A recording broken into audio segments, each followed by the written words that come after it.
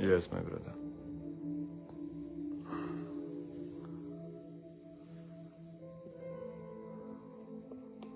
Teraz je počuť?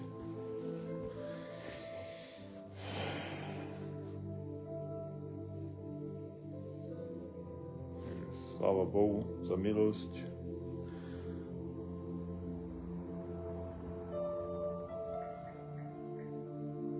Teraz by to malo ísť už normálne. Fajn.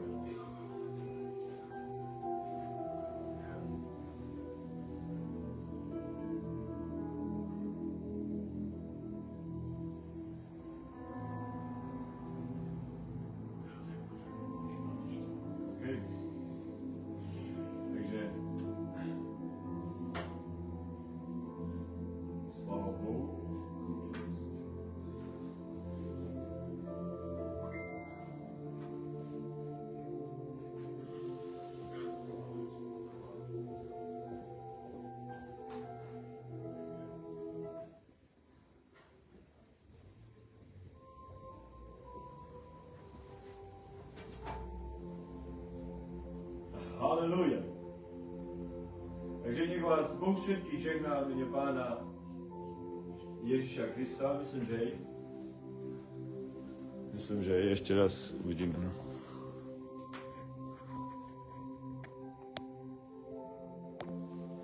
Super. Yes. Sláva Bohu za milosť. A ideme na témy. Amen. Amen, sláva Bohu. Dúfam, že si pripravení odpovedať. Z Božej milosti, Štefan. Amen. Verím, že to bude veľmi požehnaný čas. Veľmi požehnaný čas a Boh si ťa použije na jeho slavu. Mám také otázky, ktoré sú také ohľadom smeru, ohľadom života, ohľadom toho, čo by človek mal robiť, ako by mal stať a prečo človek niekedy odchádza od Pána, aký to je začiatok, že človek odchádza od Pána a tak ďalej. Takže verím, že to bude veľmi požehnané. Počkám ešte trošku, aby bratia sa pridali, aj sestry, potom sa pomodlíme. Verím, že to Boh pripravil tento nádherný čas, aby sme robili to každý týždeň na Božiu slavu a verím, že aj z tohoto bratia aj sestry rastú v Kristu, aleluja, sú požehnaní a je dobre vysvetľovať a aspoň niečo ukázať z Božieho slova, alebo zo skúsenosti podľa Ducha, ako Duch Svatý zjavuje a ukazuje, že ako by bratia alebo sestry by mali byť nasmerované, alebo akým smerom by mali kráčať po Pánovej ceste, čo by mali robiť vo svojom živote podľa Ducha, aleluja, alebo čo obnáša kresťanský život. To všetko chceme rozoberať stále a prísť do toho bodu, aleluja, aby každý mohol chápať Božiu vôľu, aby každý mohol chápať, čo vyznal a vlastne čo je ten zámer toho všetkého, čo sme prijali vo svojom živote. Čo Pán chce, aby sme robili, čo Pán chce, aby sme žili, čo Pán chce, aby sme, a vlastne ako máme kráčať a čo robiť, aké rozhodnutia máme robiť. A to všetko stále, aleluja, z milosti Pána Ježiša Krista chceme rozoberať a stále do toho vstupovať, aby bratia aj sestry boli viac naplnení, viac akoby rozmýšľali o týchto veciach, aleluja. Takže sláva Bohu, amen. Podmodlíme sa. Amen. A pomodlí nás bez vašega šúka času, amen, aleluja. Amen, sláva Bohu, Deva. Pani Kera spieva štyri milosť a Pani Kera veľa štyro požehnania. Pani Kera vyšla ja nesám. Pani Kera vášho pastori, vášho Štefáne, vášho skero ilo, vášho skeri ochota deva som sa pripravidel. Pani Kera veľa žednina, vášho skero kier. Pani Kera veľa oj salade maškara mende a somanga veľa oj Tino ducho zametelížal, Sarva Štefani Sarmandelo, jo palo peňa ten požehníme, kale časo staroj, te baron telen peske, devla tu saloda sodinalo ducho sprekali, put devla maga, put devla oj name, a o Štefani zdavali tino ducho. Požehníka na času zdalo i toho, tu je presláva devla, ale penieke pro užitko skoro. Amen. Sláva Bohu, amen, aleluja. Takže pôjdeme do otázok. Sú rôzne otázky, tak keď som sa pozeral aj či na internet, alebo takto na ľudí, ako názory majú a väčšinou ľudia majú taký ten priamy názor o tom, že stoja dobre, alebo že niečo robia správne. Niekedy ľudia si neuvedomujú, že už sú ďaleko od Pána. Niektorí ľudia nerozmýšľajú o tejto myšlienke, že vlastne ako som blízko s Pánom, alebo ako som ďaleko od Pána. Každý rozmýšľa akoby, že je na tom dobre.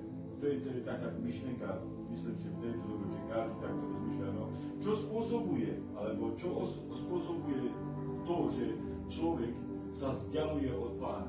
Čo je ten dôvod toho, že človek môže sa až vzdialovať od Pána? Že môže byť ďaleko od Pána? Čo je dôvod? Tak za prvé dôvodom, ktorý je v dnešnej dobe, v dnešnom kresťanstve, Štefan, je to, že človek je v zbore, keď je zborový človek, keď je človek, ktorý je plne začlenený do zboru a miluje bratstvo, miluje spoločenstvo, tak on by musel najprv zažiť nejakú bolesť, že by sa vzdialil. To je prvý bod. Ale druhý bod je ten, že služba, keď mu príde vysvetliť, ak mu bolo niečo spôsobené, ak služba mu príde vysvetliť, poslúžiť a on nepríjme a sa vzdialí, on nemôže obviniť službu. Lebo čo sa deje teraz momentálne v každom jednom zbore, tak najprv povie, že mu bolo ublížené, hoci to či muž, či žena, či sestra, či brat, že mu bolo ublížené.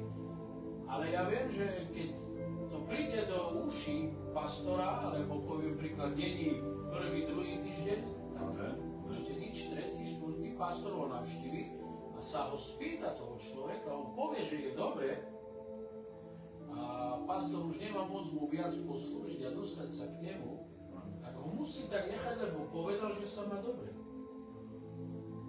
No on keď to všetko v srdci schováva a nechce to povedať službe, pastorovi, služobníkom, nechce to povedať, že čím prechádza, a on sa rozhodne, že to nechá v tajnosti a postupne sa bude vzdiaľovať od spoločenstva, tak on nemá na koho dať tú vinu, ale tá vina ostáva na ňom.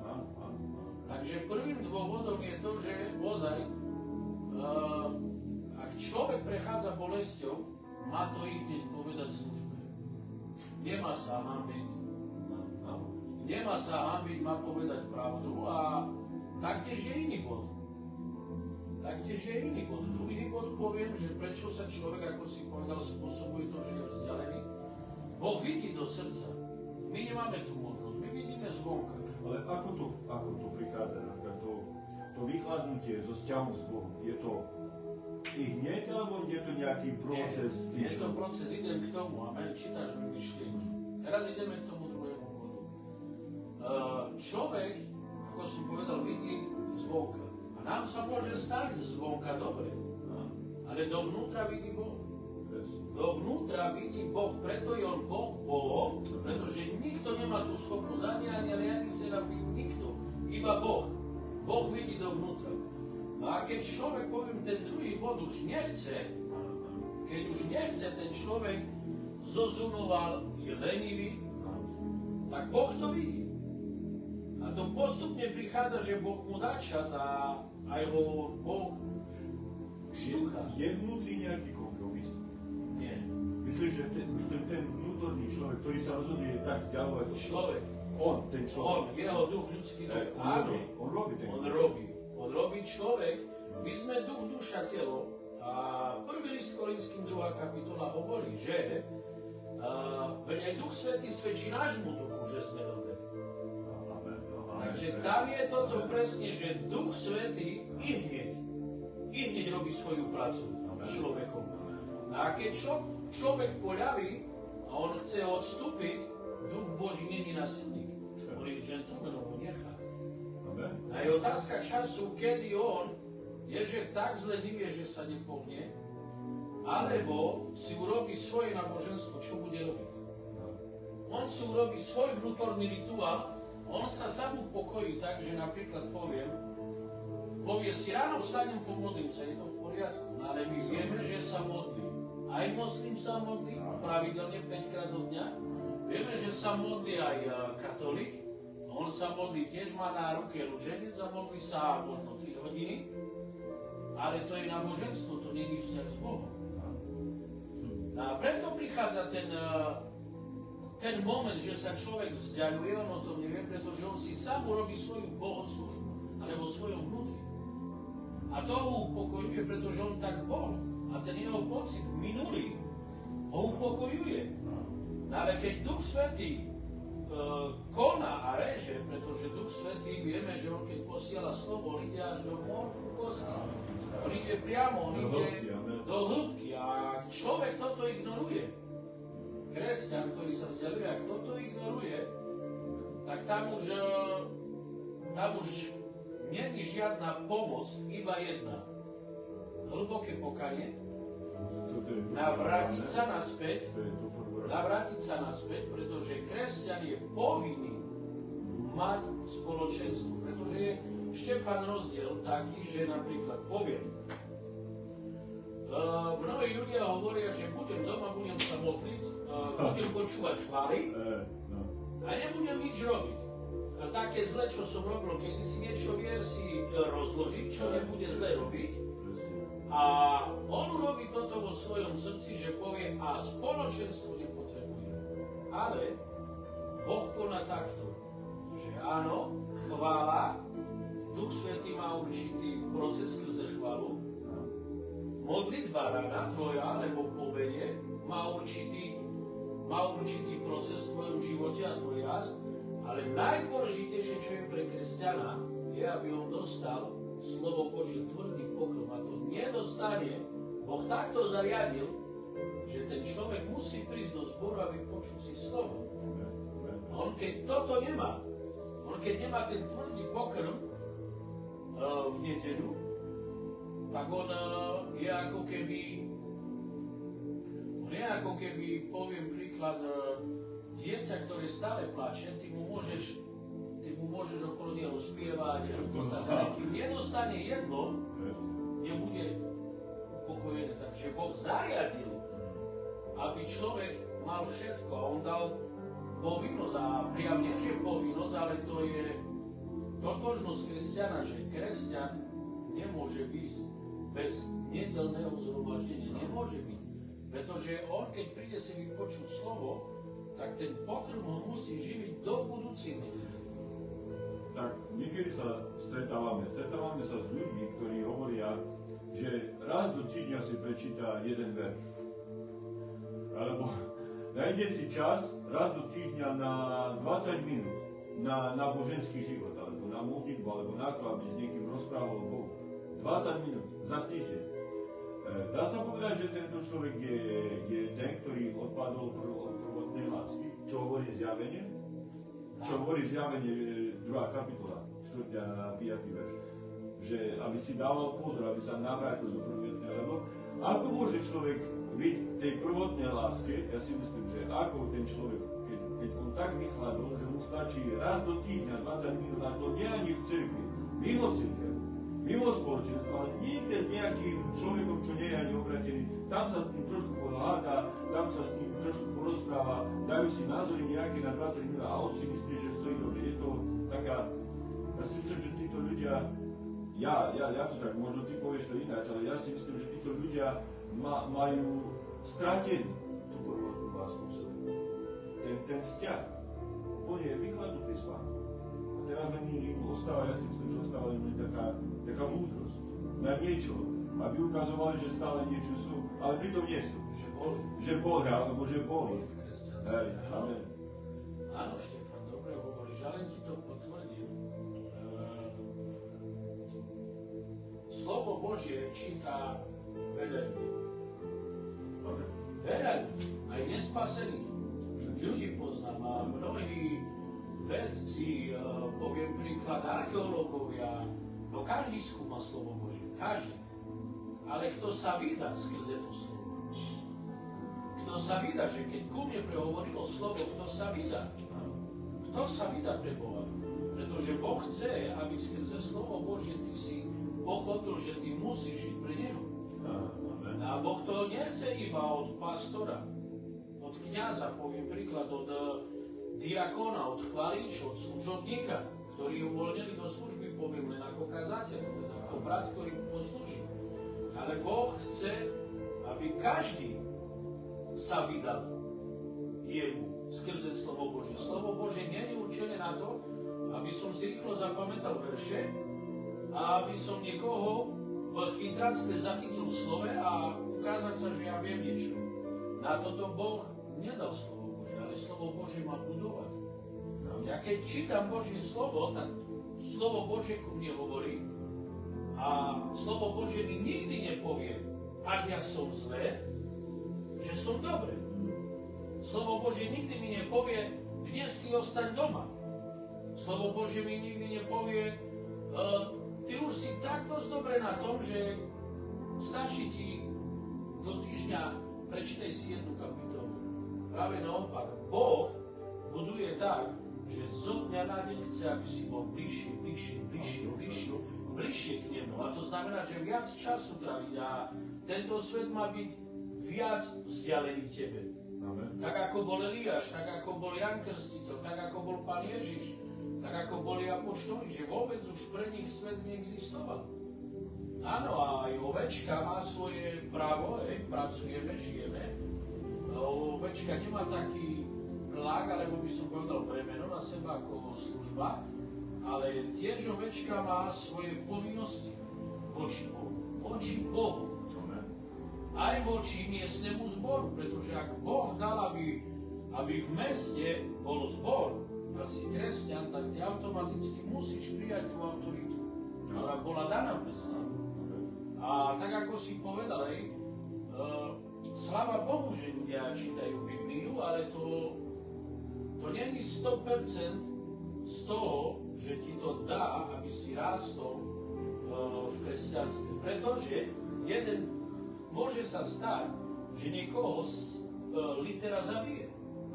Zabije ho litera, bude pol roka, sám prečítajú rýchlo, zoberie si veľa vecí do hlavy, nedá si poslúžiť, že toto je na toto, toto je na toto, nevysvetlí mu nikto starší Bibliu, no on príde vonku, si myslí, že je veľmi nabitý Bibliou, on urobí aj takú chybu, že urobí aj zbor.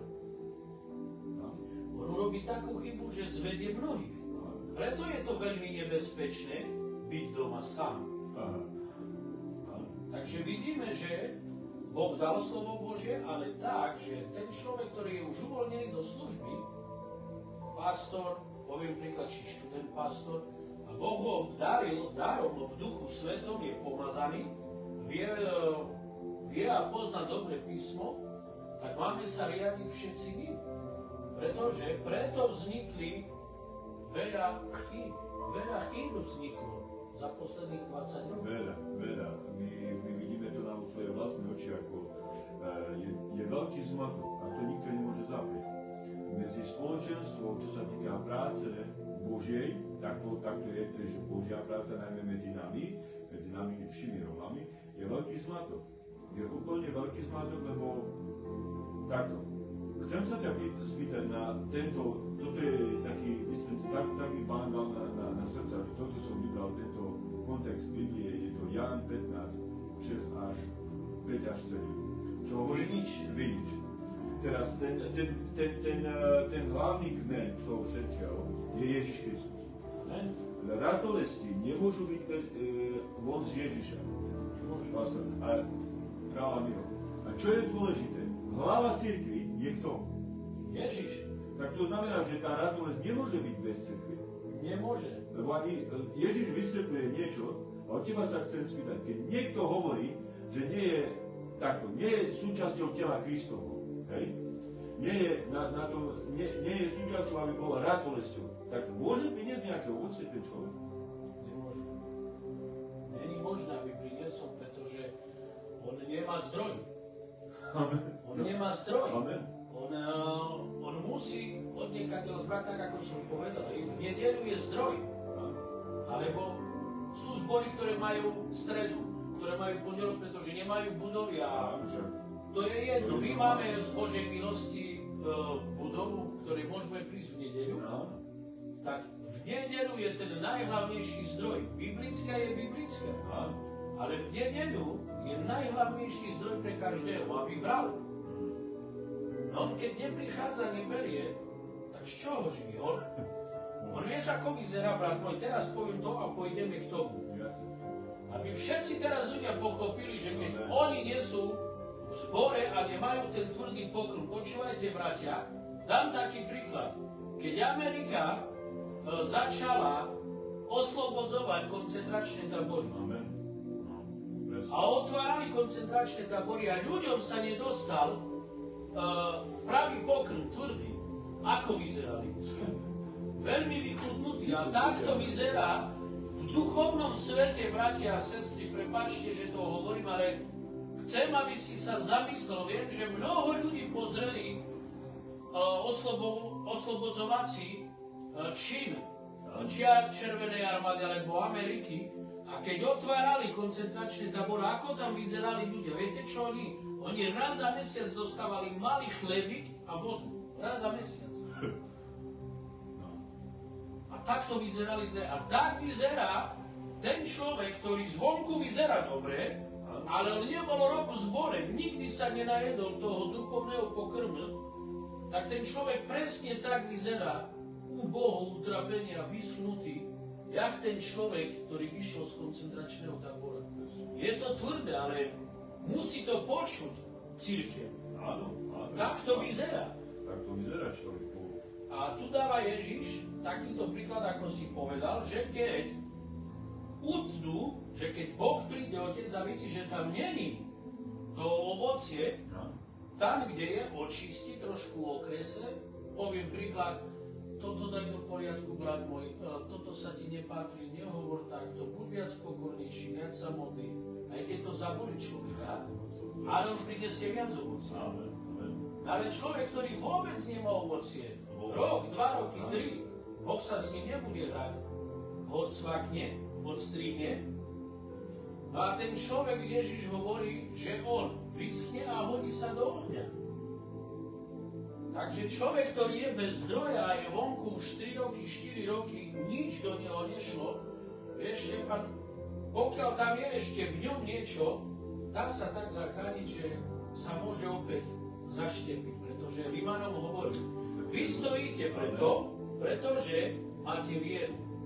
Ale oni boli vylomené Židia pre nevieru.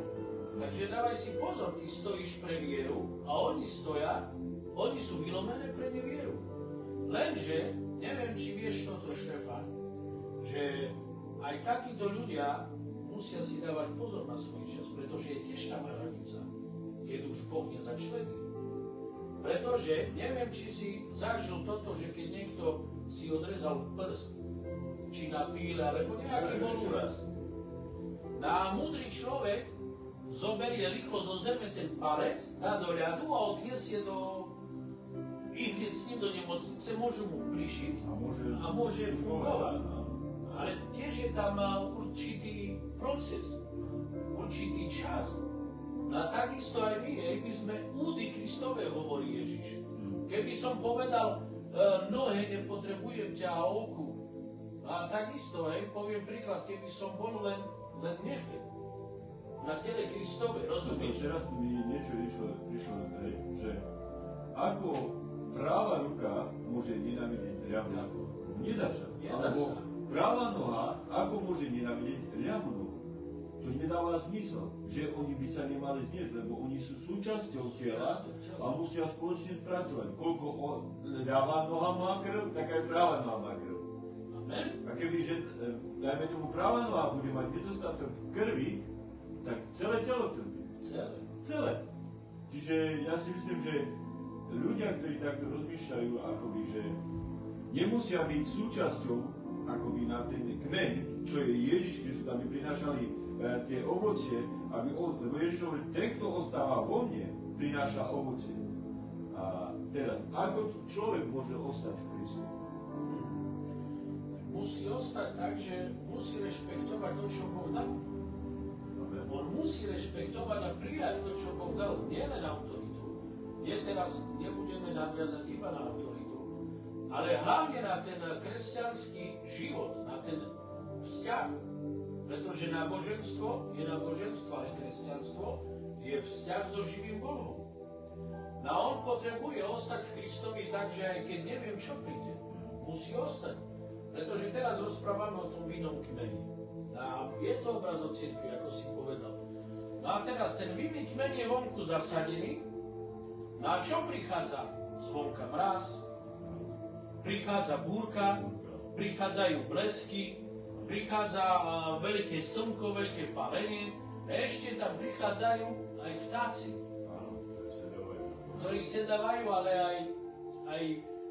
aj jedia bobule z toho hrozna, z toho vinného kmeňa. Takže my vidíme, že kresťan musí sa tak pokoriť, keď on prichádza, ostáva v Ježišovi Kristovi, že on nesmie rozmýšľať o druhých vratách. On nesmie. A takto ostaneš v ňom. Tým, že sa zakorení sa tak, ako Ježiš pustil korenie do zeme, no on tiež tak sa musí zakoreniť. On tiež musí tak splynúť s Kristom, že tam nesmie byť vidno, že bol ako keby len prišľubovaný a je tam vidná nejaká medzera. Takže kresťan musí ostať v tom, že ostáva vo svetosti, je hneď oddelený, ostáva vo svetosti, i hneď príjme dar Ducha Svätého, i hneď je mu daný a skrze tento dar Ducha Svätého, ktorý dostal, ako aj ten stromej, on prúdi miazgu všade, aj do tých posledných končekov, až do listov. Tak on musí prijať, že čo mu Duch Svätý bude rozprávať a čo od neho bude chcieť, aby zanechal, on to musí robiť. Pretože takto funguje to, že ja ostanem v Kristovi. To, že ja, keď uvidím nejaký nedostatok na bratovi, ja mu nemusím ísť hneď povedať do očí, ale pôjdem 2-3 dní do postu. Budem sa modliť. Budem konať skutky Božie. Čítam slovo na to, aby som sa budoval, aby som prinášal osob. Modlím sa v skrytosti. Modlím sa v skrytosti, milujem bratstvo, milujem ako sestry, milujú sesterstvo, milujem spoločné časy. Neodvrávam v zbore. Jeden brat sa pýta, napísal komentár, že ja sa chcem spýtať, že stále sa modlíš za niečo a Pán ako keby neodpovedal. Prečo? Je to taká otázka. Amen, brat môj, ja sa už modlím za jednu vec už 12 rokov. A mi Boh neodpovedal. A je to tak, brat môj, zamyslí sa aj na to, že áno, my aj keď máme vieru, Ježiš mnohým povedal, tvoja viera ťa zachránila, ale mnohým Boh neodpovedal. A veľkým služobníkom neodpovedal. A my sa musíme s tým zmieriť. Napríklad Pavol povedal, brat môj, ktorý si ty komentoval, neviem, kto si, ale Pavol povedal, Pane, zober mi tento osteň odo mňa. A Boh mu povedal, stačí ti moja milosť.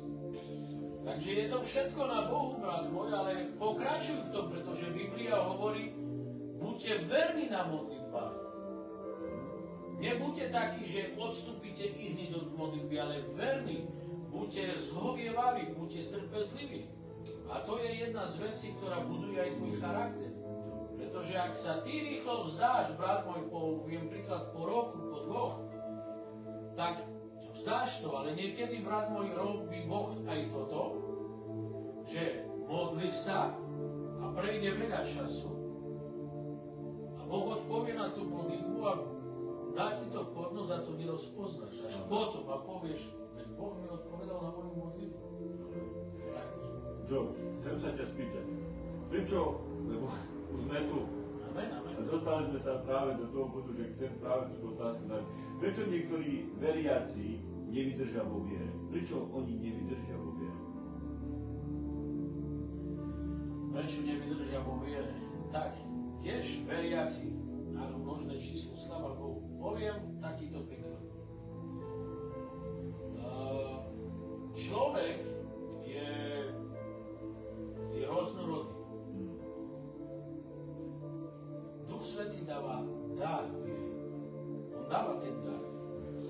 nám musí viera tiež rásť. My musíme veriť. To znamená, že ja keď viem, že ty tu budeš o 5:00, tak ja v to verím. Ja v to verím. Ja len hovorím takýto príklad. A takisto ja musím veriť, že Boh je. Ja musím veriť, že Boh je. Pretože viera preto klesá, pretože už človek začne pochybovať, že Boh nie je. On nevidí nič. On nevidí nič, čo Boh môže konať.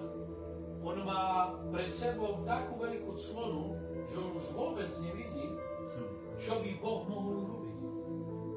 A to vidíme, že Izrael takto zle dopadol, keď bol na púšti a list Korinským o nich svedčia aj s Židom, že ich viera nezrastla so slovom.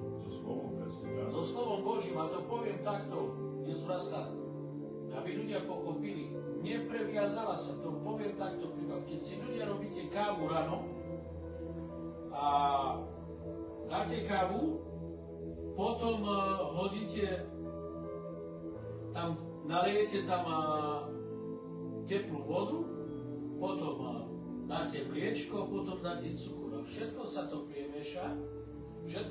premieša a máte z toho kávu. Takisto viera a slovo Božie sa tak musia zoladiť a premiešať, že to ťa musí budovať. A nikto ťa od tej viery nemôže odtiahnuť.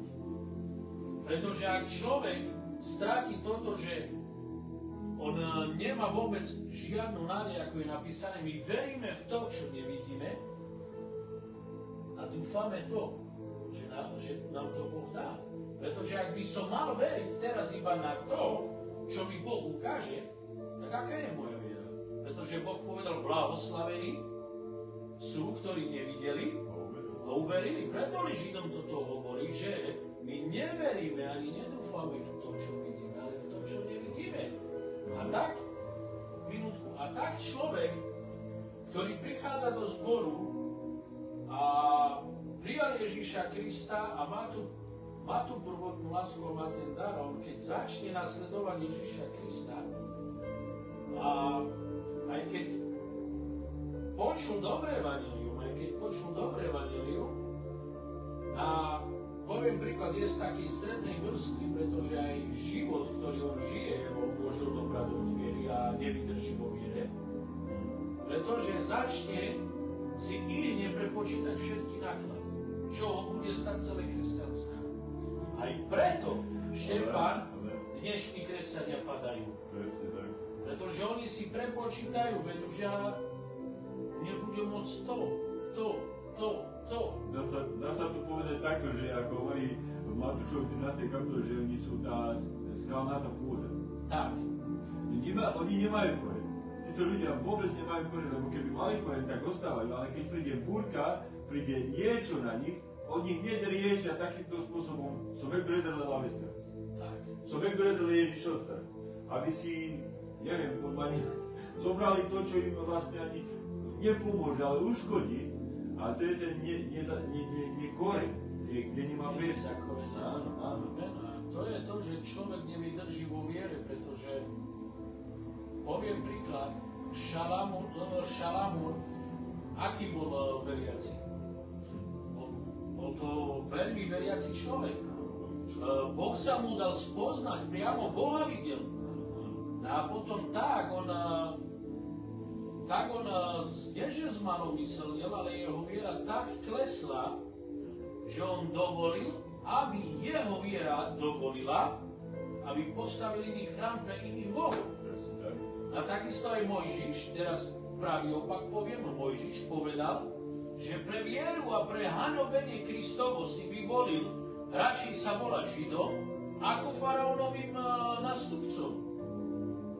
On odmietol egyptské kráľovstvo, odmietol zlato, odmietol postavenie, odmietol meno.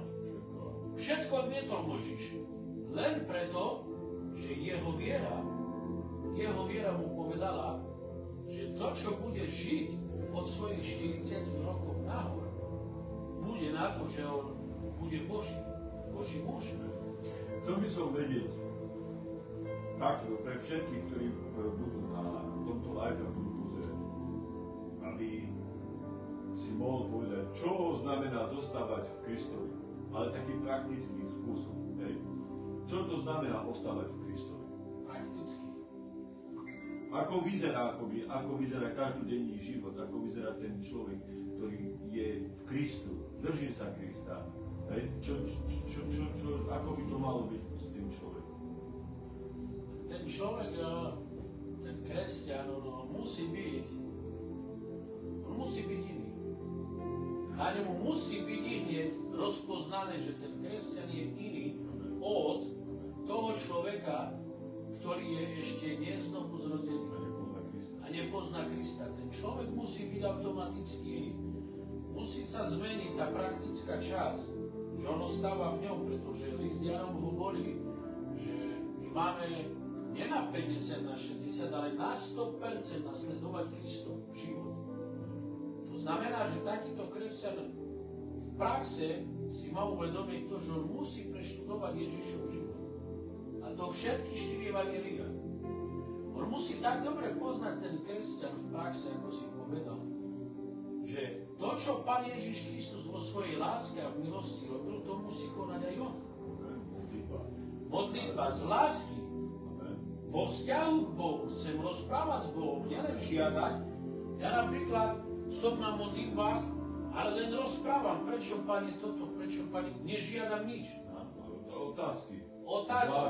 S láskou, meditujem, chodím, čakám na to, čo Duch Boží povie.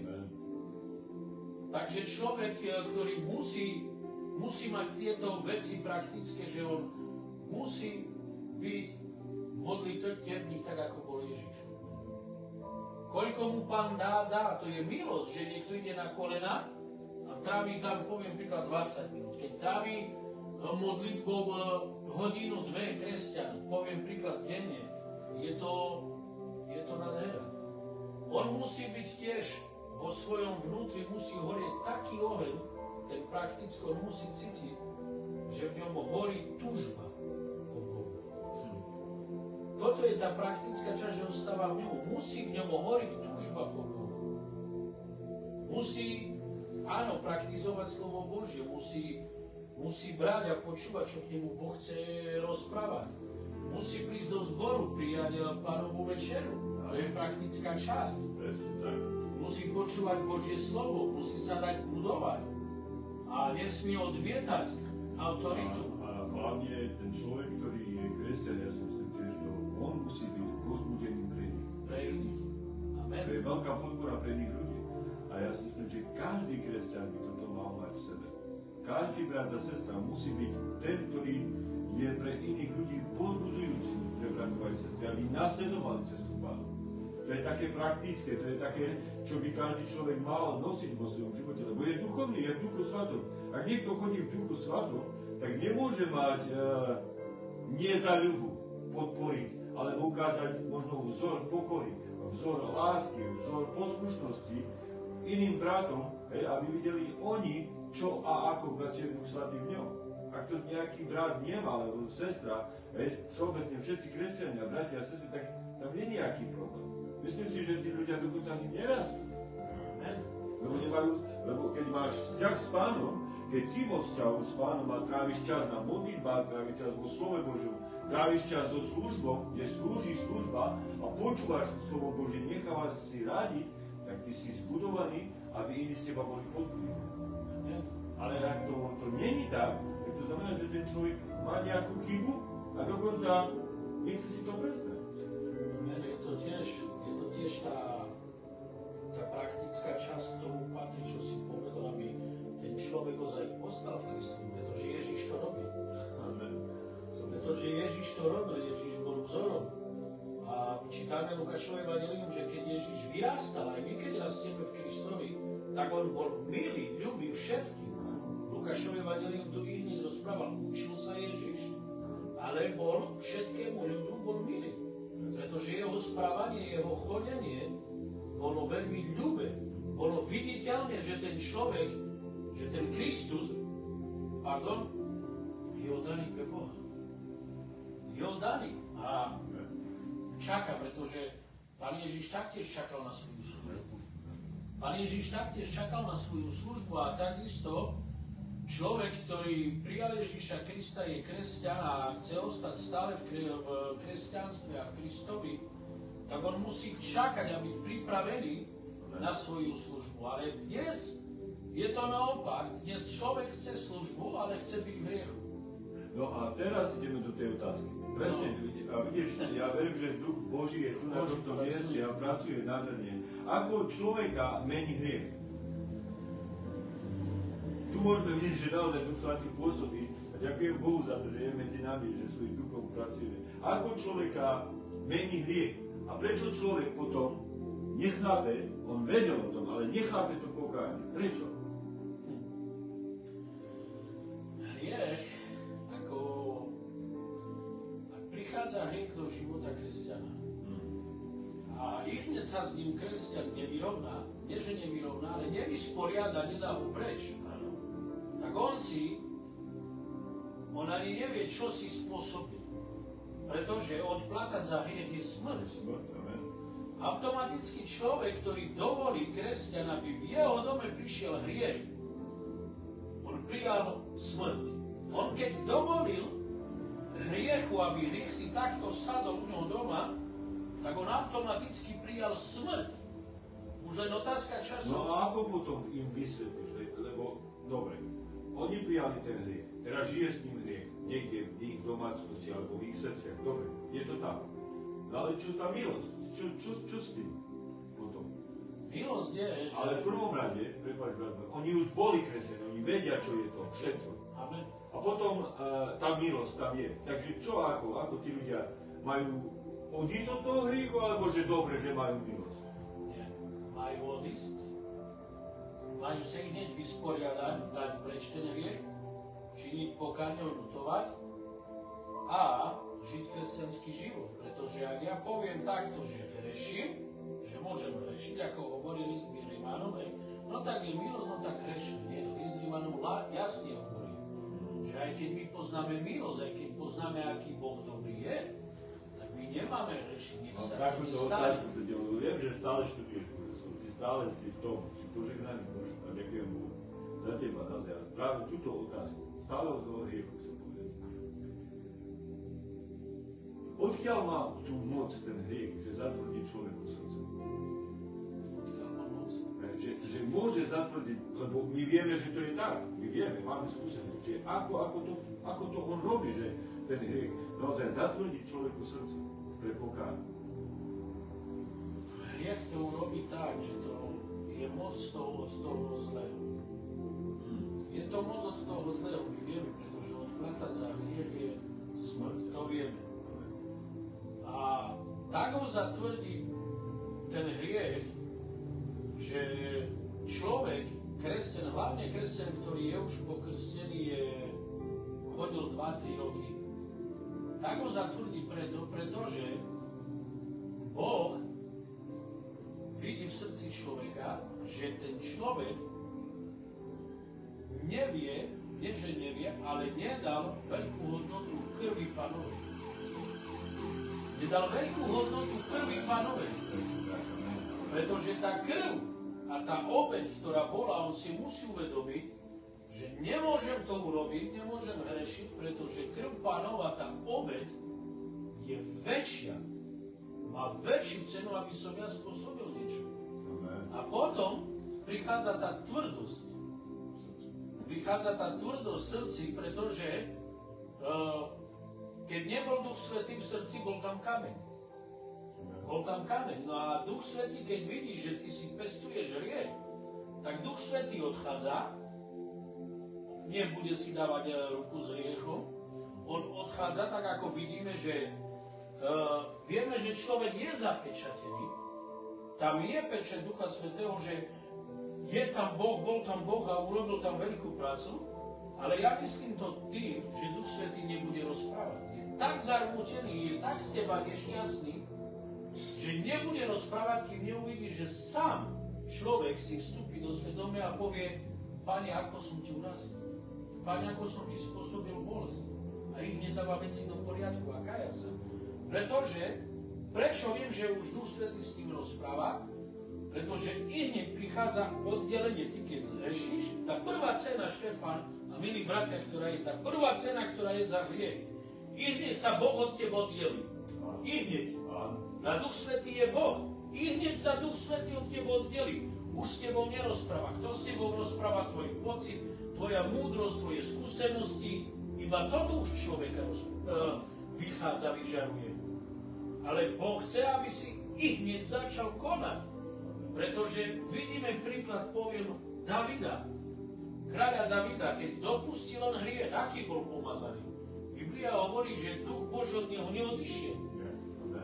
Neodišiel, sadol na ňom, keď bol pomazaný a už neodišiel. Ale čo spôsobil ten hriech v jeho živote? Akú veľkú cenu, hej? Niektorí hovoria toto, že Boh koná napríklad takto, niekto zhreší a dá mu nejaký trest a už má to vyžehlené. Ale my nepoznáme Boží trest alebo jeho čas, kedy on mňa bude trestať za ten hriech. Ja vysvetlím to takto, aby ľudia vedeli. Ak by prišiel za tebou prorok a ti povie, Boh mi povedal, že tvoj dom, tvoje deti, tvoj rodokmeň, stane sa to a to, ako povedzme príklad, prišiel Boh, prišiel prorok a prorokoval Elimu, čo sa mu stane za jeho hriech, čo prorokoval Davidovi, čo prorokoval Jeroboamovi. A vidíme tie proroctva za tie tresty, za tie rány, za tie hriechy. Ale teraz my nepoznáme Boží čas. My nepoznáme Boží čas, áno. Krv Kristova očisťuje od každého hriechu, oľutuje to ten človek. A ja nepoznám osobne, a poviem to do kamery, ja nepoviem a neviem, akú cenu Boh dá tomu človeku. Ja to neviem. Nevieme, pretože neprišiel prorok, nepovedal. Preto sa my máme báť. Ale vieme, že bude odplata. Áno. My vieme, že bude odplata, pretože aká neviem. Už len to, brat môj, že ku kresťanovi už vnútri nehovorí Boh a príde do zboru a povie, necítim Boha. Rozumieš, on je oddelený, ale veď Boh není v múroch. Áno. On neprebýva. To je ten problém, lebo oni hľadajú na človeka Boha. Áno. Ale oni by mali hľadať, to je tvoj problém, lebo ty hovoríš, keď necítiš, to znamená, že v tvojom vnútri nie je duch. V tvojom vnútri nie je Kristus. To nie je problém služby, to nie je problém bratov aj sestry, to je tvoj vlastný problém a ten človek by mal ísť na kolena a urobiť pokánie, úprimne, čisté pokánie a volať Boha zase, aby prišiel k nemu. Jak Dávid išiel na tvár a povedal, neodnímni odo mňa ducha svojho, nezober odo mňa. To je pokánie, to je správne. To je pokánie a on vedel, čo má, vidíš? Áno. On vedel, čo má. On vedel, kto ho upozorňuje, on vedel, kto ho vedie. Presne, ale.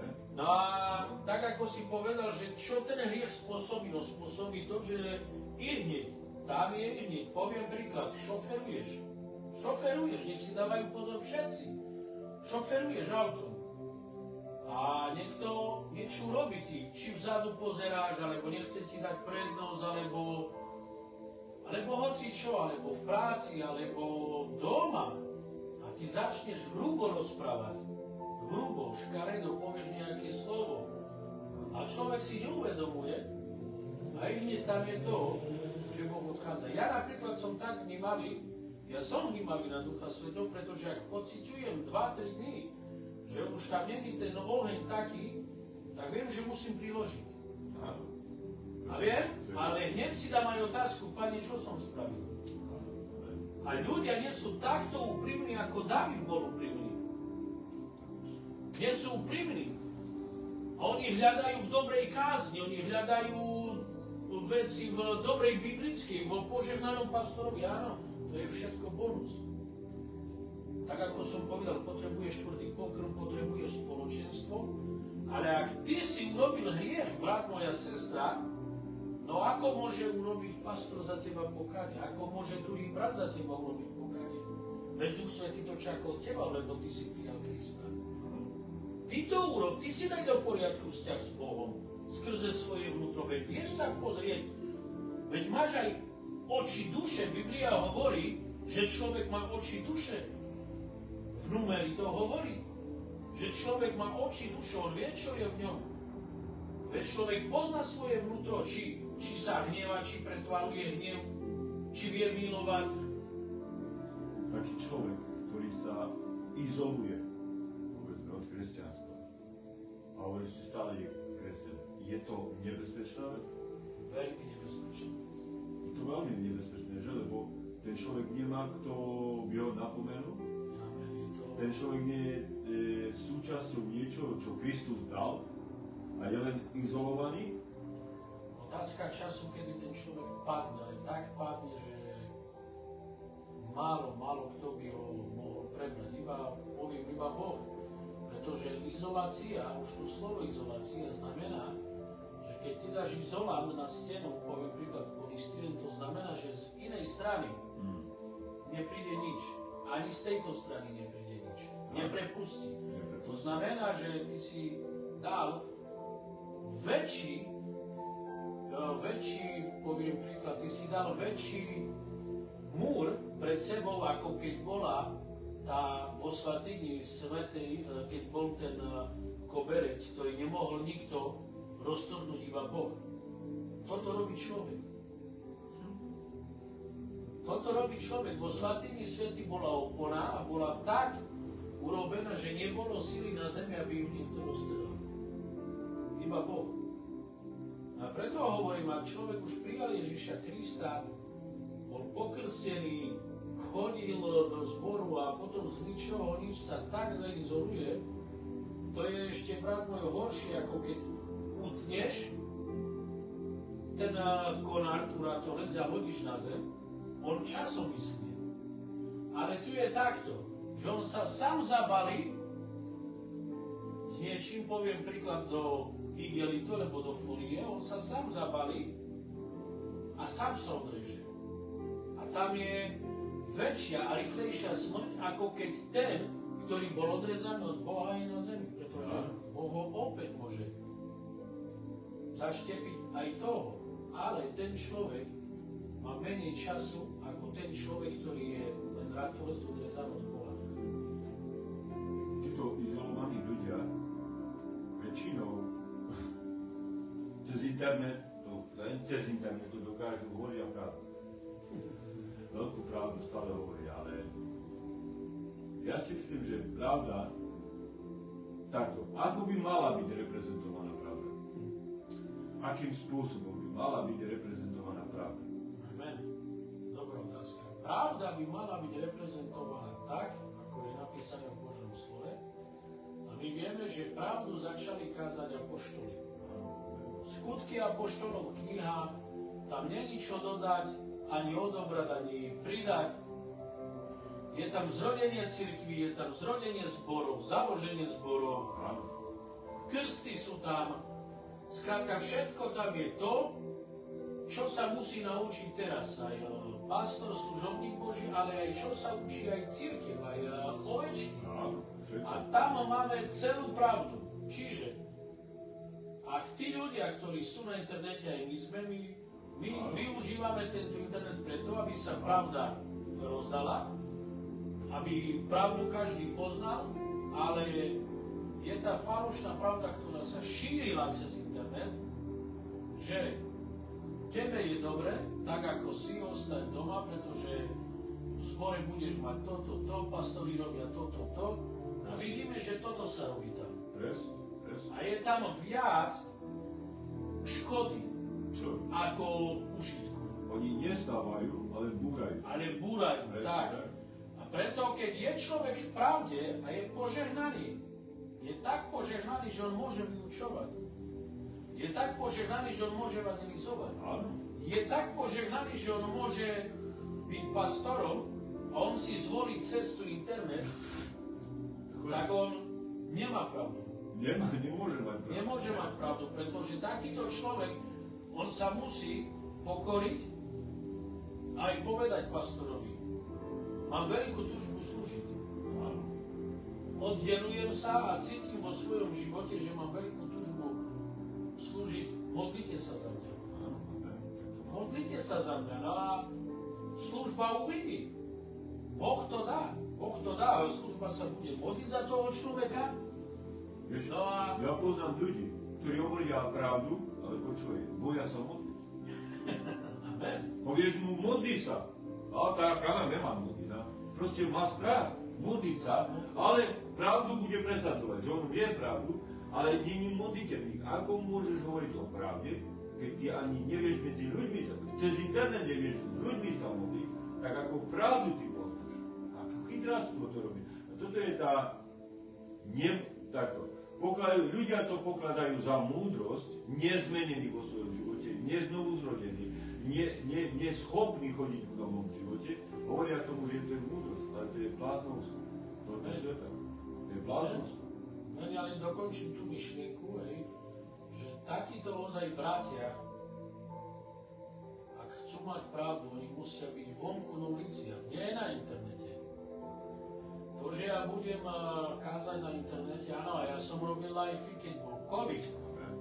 Keď bol COVID, keď bolo všetko zatvorené, ja som robil biblické, ja som robil učenia, aby ľudia počúvali Božie slovo.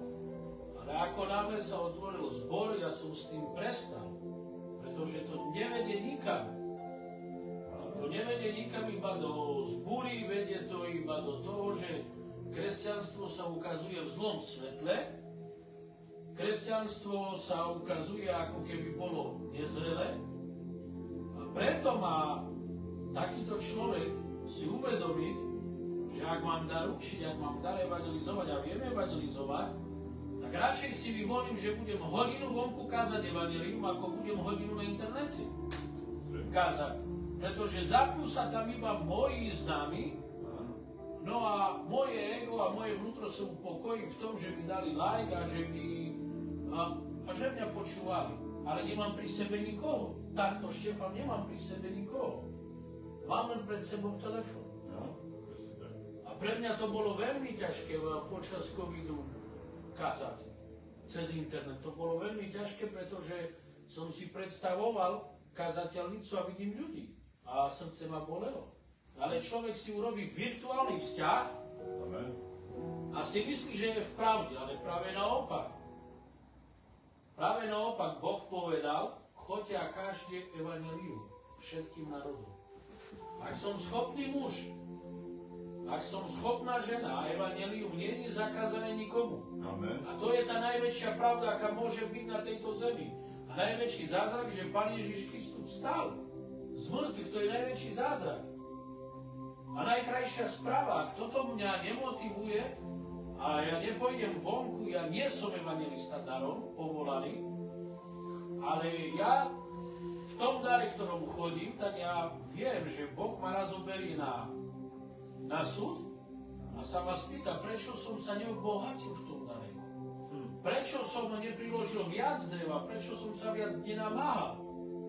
No a preto hovorím, takýto človek, ktorý chce kázať a je horlivý evanjelium, lebo chce sa preukázať v službe a nikto mu nedovoluje slúžiť, iba internet, pretože bol dotknutý nejakom zbore, tak ja odporúčam týmto bratom, aby ten dar prejavili na uliciach. A tam som vidí. Tam som vidí, či ozaj je ten človek evangelista. Pretože pravda je tá, že tak ako som povedal skutky apoštolov a vidíme aj Pavol ako zakladal zbory a nemôžeme kázať proti zborom. Nemôžeme kázať proti službe. Nemôžeme kázať proti tomu, čo si Pán Ježiš vybudoval na Golgote. Amen.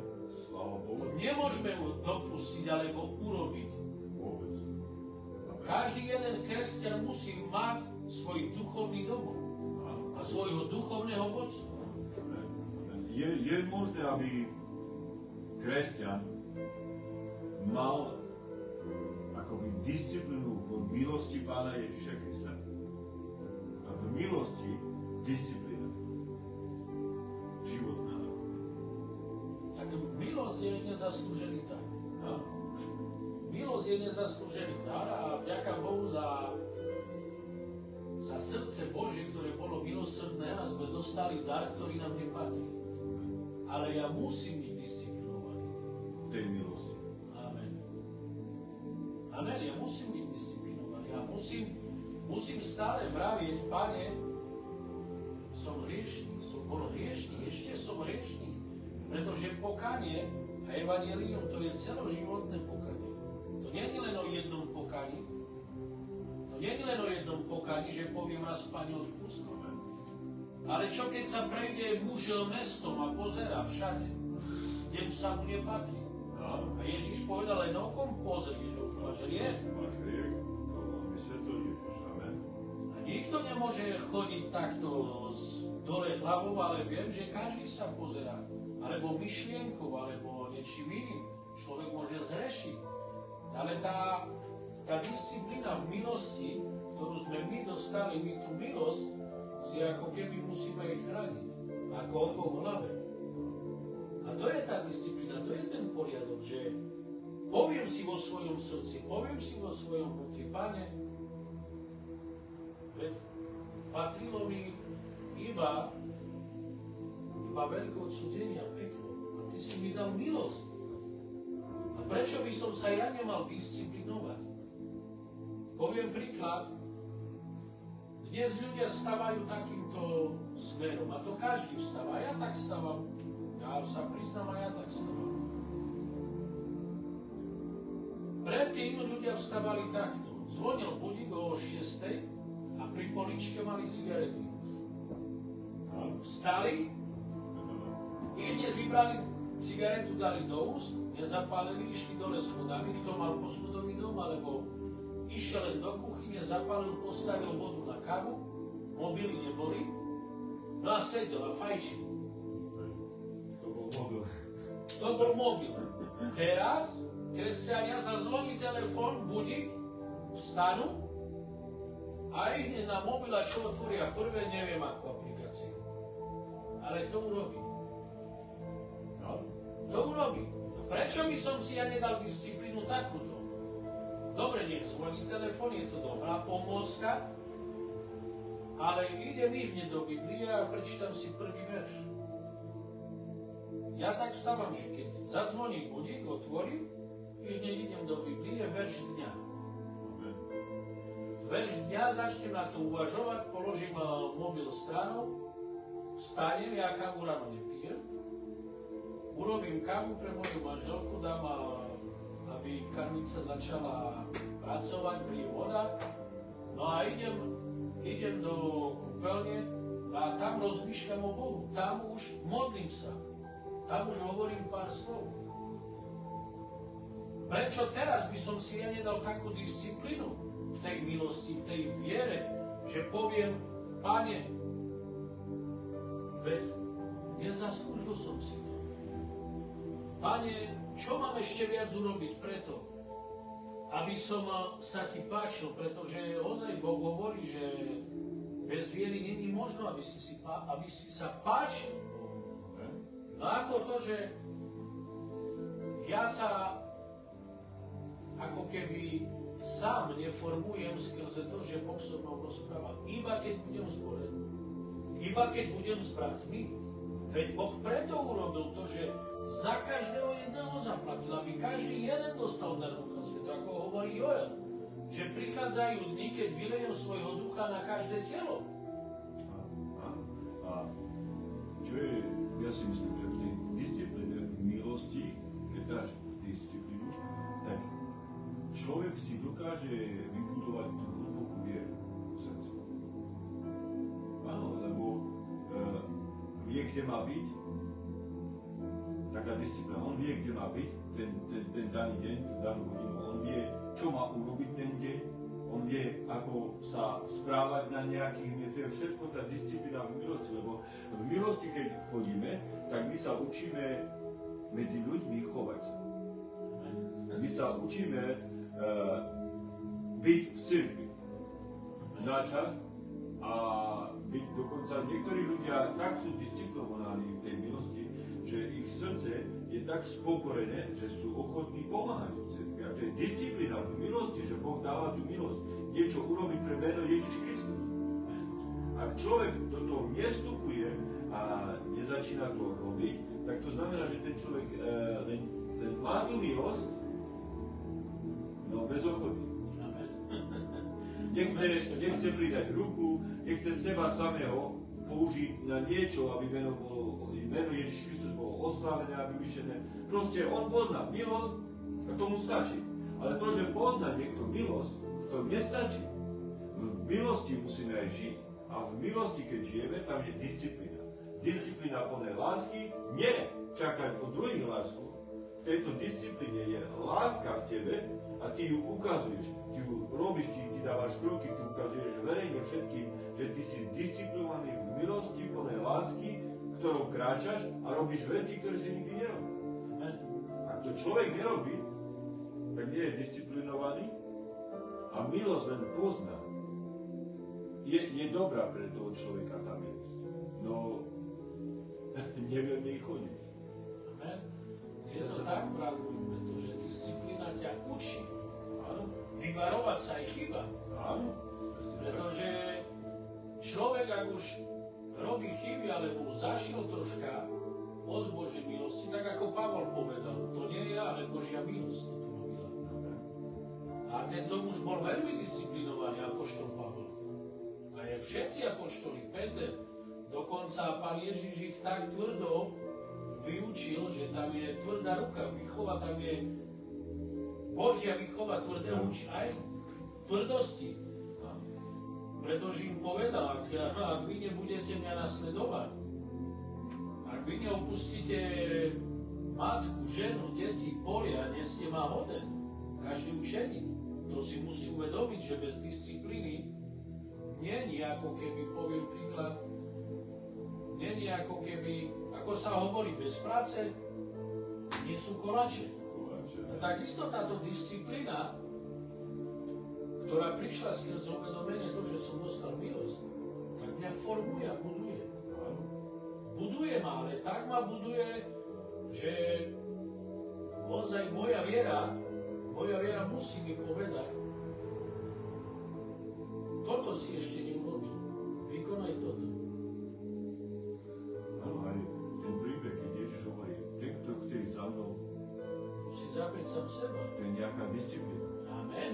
Ale ten, kto nevezme svoj kríž, nemá, ale proste sú tam veci, ktoré Ježiš ukazuje, nejakoby, že donútenie alebo niečo, ale ty musíš mať to uschopenie v sebe prísť do toho a urobiť to, čo Ježiš od teba chce. Amen. Pre niektorých ľudí je to veľmi ťažké, ale ak ho miluješ, ak naozaj z celého srdca ho miluješ, tá disciplína v milosti je pre teba pokladom. Lebo vieš, čo pre teba urobil Ježiš Kristus, je to najlepšie, čo môžeš urobiť práve na tejto zemi.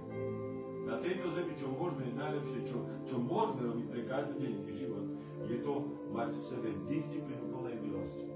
Robiť veci, ktoré Duch Svätý nám ukazuje, ktoré Ježiš od nás chce každý deň. A kráčať tou cestou. Ja si myslím, že takto. Mnohí ľudia myslia si, že keď prídu k Ježišovi, tak stratia veľa. Že mnoho stratia. Ja verím tomu, ja som si istý, že niektorí ľudia normálne sa boja toho. Boja sa. Amen. Boja sa, že čo stratia.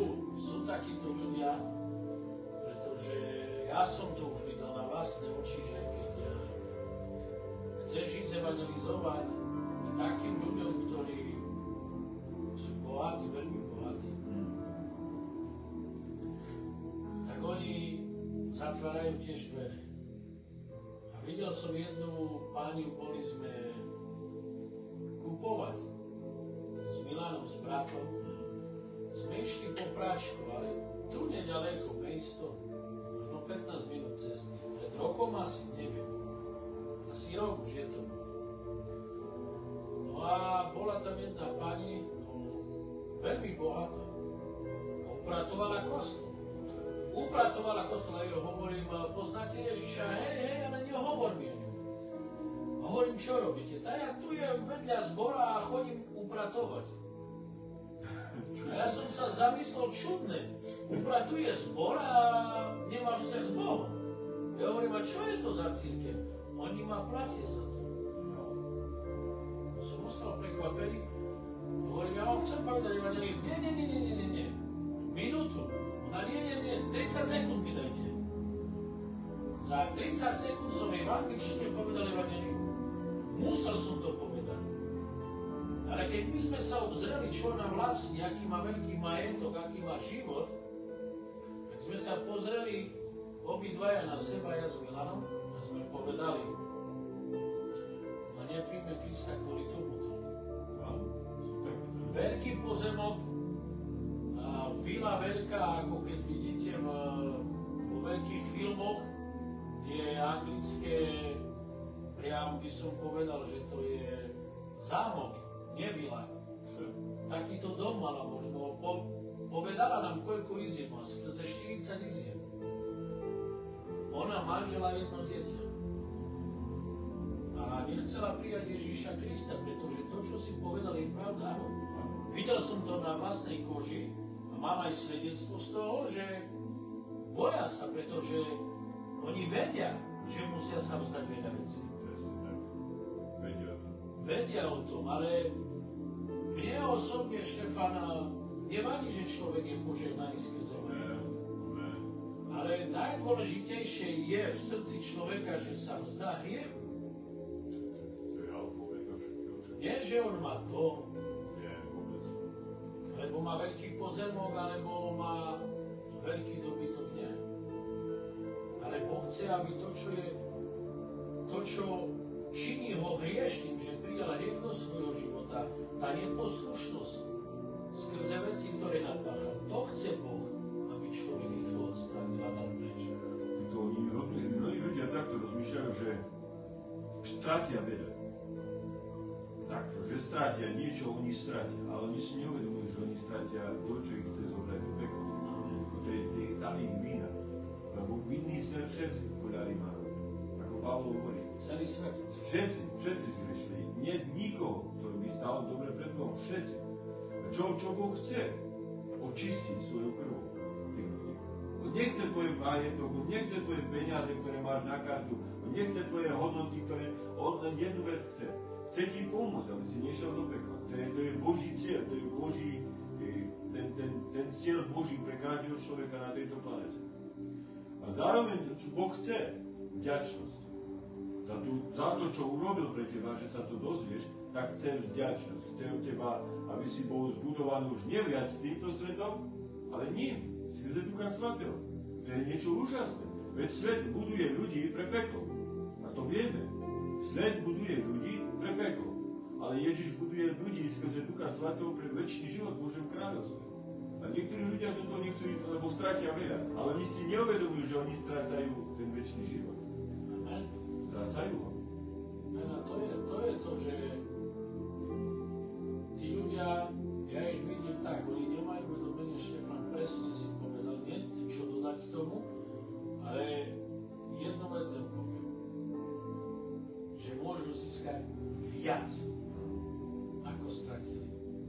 Pretože to, čo im Boh chce dať, je viac ako to, čo majú. Pretože oko človeka, ono pozerá na domy, na peniaze, ono pozerá na auta, ale nepozerá na to práve bohatstvo, čo mu Boh chce dať, dá mu oveľa viac. Pretože ja poznám ľudí, ktorí sú ustarostení skrze majetku. A Boh im chce dať takú ľavu, takú milosť, také požehnanie, že keď oni spoznajú tú Božiu lásku, tak si uvedomia, že nič iné ich nenaplní viac, ako to, že Pán Boh je život.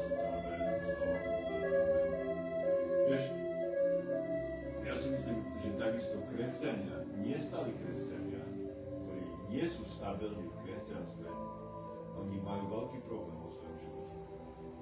Len trošku príde niečo zo sveta a usvinie. Len trošku. Nemusí prísť veľké veci do ich života. Len trošku svet privedie niečo okolo nich takto a už sú na inom smere. Už majú inú cestu. Ale sú kresťania, len to, že nie sú stabilní kresťania, nie sú tí pevní kresťania. Ako môžeme povedať, že s týmito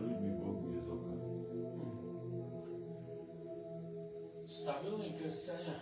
Nestabilní. Nestabilní.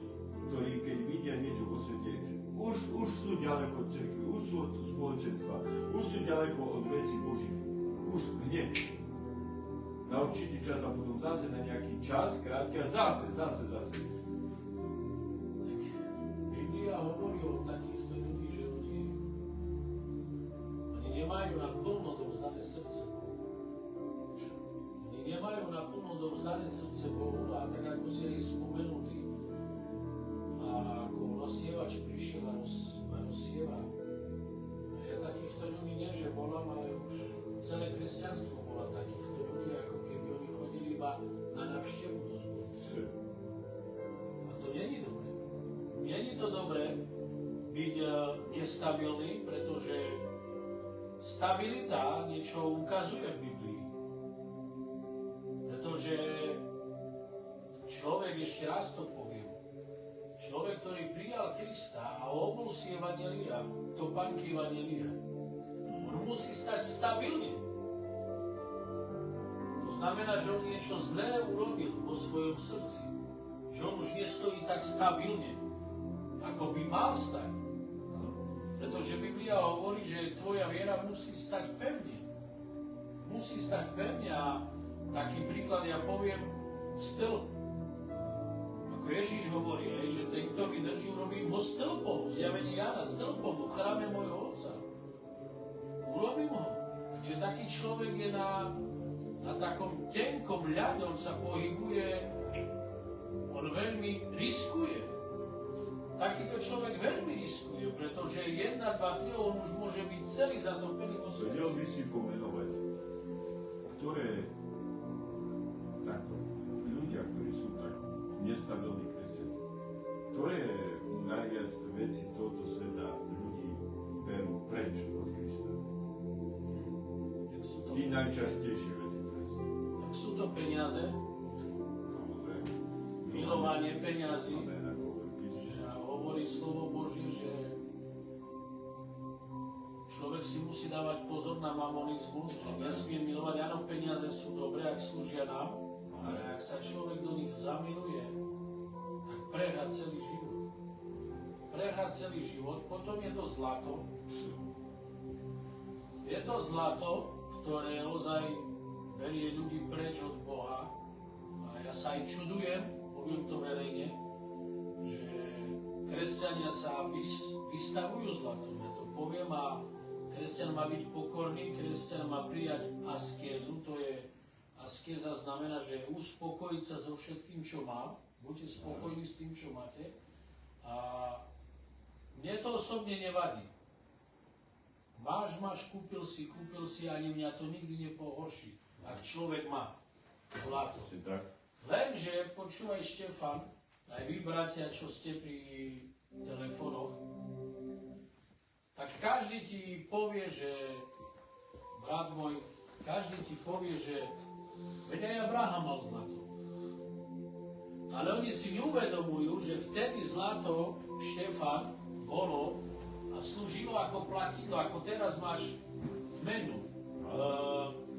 Libra, dolár. No a tak bolo, že striebrom si vyplatil určitú sumu a zlatom si vyplatil určitú sumu. Čiže vtedy neboli peniaze, ale zlato slúžilo ako peňažná mena. Preto ľudia mali zlato. Preto ľudia mali striebro. Pretože tak fungovala vtedy ekonomika. Pretože neboli banky, neboli peniaze. Ale poviem príklad. Anjel Boží, ktorý prichádzal z neba, hovoríme o tom, že človek odíde, stále bude v tom. Či prišiel niekedy anjel Boží a bol tak oblečený, ako teraz povie príklad niektorí kresťania, Amen. Že sa vystatujú zlatom? Amen. Nie, ani Pán Ježiš tak nechodil. My si musíme dávať pozor, pretože my máme charakter kresťana. My nemôžeme sa ani obliekať tak, ako tento svet, keď chcem ostať v ňom. To je tiež moja praktická časť kresťanstva. Pán Ježiš dodržoval dokonca aj to, že ľudia v zákone Božom je napísané, že neoblečie si rúcho pretkané 2 inými latkami. Ježiš dodržoval presne všetko, čo bolo napísané v písme. Ja nie som proti tomu, aby človek alebo sestra nemala zlaté náušničky. Alebo, dobre, máš, ale dávaj si pozor, lebo ťa to podladí. Je to tak, že nedá sa milovať svet a plne nasledovať Ježišovi. Nedá sa. To sa nedá, lebo Ježiš hovorí, nemôžeš tu sedieť na 2 stoličkách. Nemôžeš sedieť na 2 stoličkách a my máme také, nie že pravidla, ale vieme, že učia nás 3G. 3G a to je God, zlato, ženy a sláva. I glory. Takže tieto 3 veci, na toto si musí dávať pozor služobník, ale aj ovečka si musí dávať pozor na toto. Musí si dávať pozor na toto, hlavne na tieto veci, čo vidím odraďuje dnešným kresťanom. Je toto tiež, sú tieto veci, že chcú mať šperky. Áno, a niektorí ľudia zachádzajú do toho pohľadu, ktorý diabol mal sám, keď na seba pozrel. Amen. To je veľmi zle. A my vidíme, ako sa to šíri normálne teraz v tomto svete, keď sme v tejto dobe, keď žijeme, naozaj, ono sa to veľmi šíri. Ľudia sa pozerajú na seba a milujú sa. Tak. Vidia seba akoby, že kde by mohli byť. Amen. A je to zlé. Je to zlé, je to doba, poviem anglicky, selfish. Je to veľmi srdecká doba a keď otvoríš aplikáciu Facebook, tak málo kde vidíš fotky v skupinách. Všetko je to jednom človeku. Všetko je to jednom človeku. Vyparadí sa tak, ako som povedal, vyšperkuje sa tak, ako je napísané, že z akých drahých kameňoch bol on ten zlý. V tej záhrade, ako hovorí Ezechiel, a on si myslel, že jemu patrí všetko, on je Bohu. Na toto ľudia si myslia, že nie, áno, ale dávaj si pozor aj na príliš drahé auta. Dávaj si pozor, keď ťa to zoberie, keď ty sedíš a šoferuješ. Kde ťa to zoberie? Ja nie som proti tomu, že by si nemal, ale dávaj si pozor, kde ťa to zoberie. Dávaj si pozor, kde ťa zoberie, ako som povedal, zlato, kde ťa zoberie peniaz, kde ťa zoberú, poviem príklad, lichotivé reči žien, kde ťa to zoberie. Keď ťa to vyvedie z miery, zabudneš na Ducha Svätého, zabudneš na Krista, čo pre teba urobil a zvolíš si jednu cestu. Byť slávny v tomto svete. A toto je to, čo zabíja kresťanstvo. Toto je to, čo zabíja kresťanov, čo prináša nestabilitu. Pretože stabilný kresťan, poviem príklad, stabilný kresťan nerozmýšľa, koľko nahromadí pokladov. Nie, vôbec. Nezaujíma. Nerozmýšľa o tom. Nerozmýšľa o tom, pretože on prijal len jeden jediný poklad. A to je Ježiš Kristus.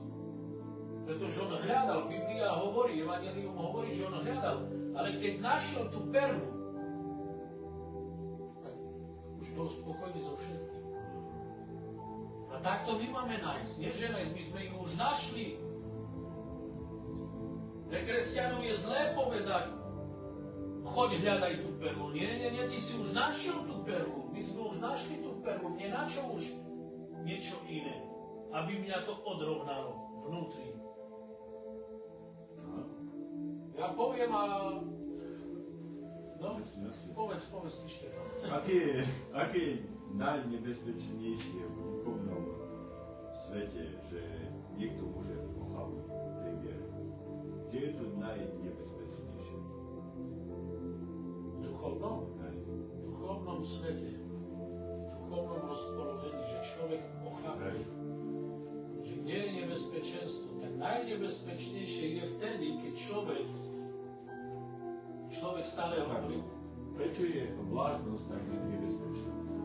Jednoducho, že vlážnosť. Prečo je tak nebezpečná? Tak vlážnosť v Kristovi Ježišovi. Ak človek je vlážny, a to znamená, bratia a sestry, že takýto kresťan vo svojom vnútri urobil takú hranicu a tak sa uspokojil vo svojom vnútri, že on ostane na jednej lajne. On si vytvoril svoj proces. On si vytvoril svoju vlastnú teplotu.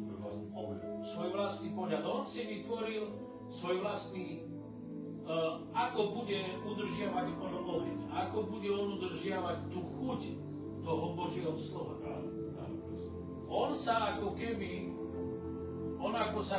On ako keby sa sformoval na hotový produkt a povedal Bohu, a teraz ma ochutnaj. Ale Ježiš hovorí, ja ťa vypľujem, lebo ty nie si ani studený a ty nie si ani horúci.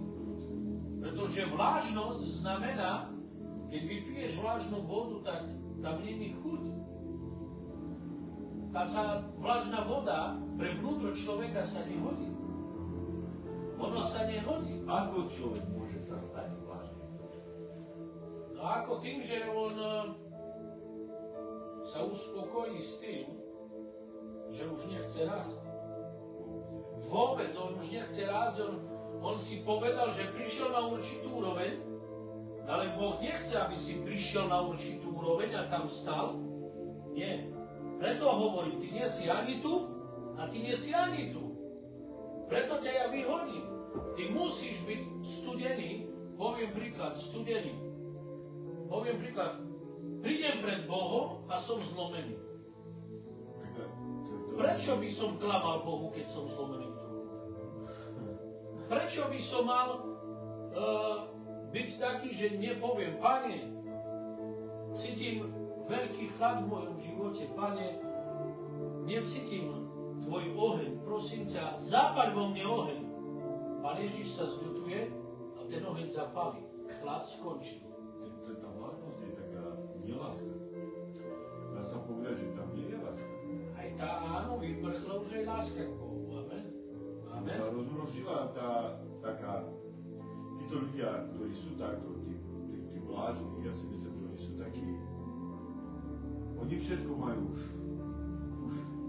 oni dokázali všetko. Tak, aj oni tak. nepotrebujú ani lásku ukázať, oni nepotrebujú ukázať pokoru, oni proste len sú, kde sú a proste všetko vedia. Ľahostajnosť, áno. Áno, je to aj tá ľahostajnosť, Štefan, a láska vôbec nie je úprimná. Nie. Nie je úprimná láska ku kresťanstvu, ani k bratom, ani k spoločenstvu. A aj tá nechcenosť je vidno. Že aj keby si ty chcel použiť človeka na niečo, tak vidíš tú nechcenosť.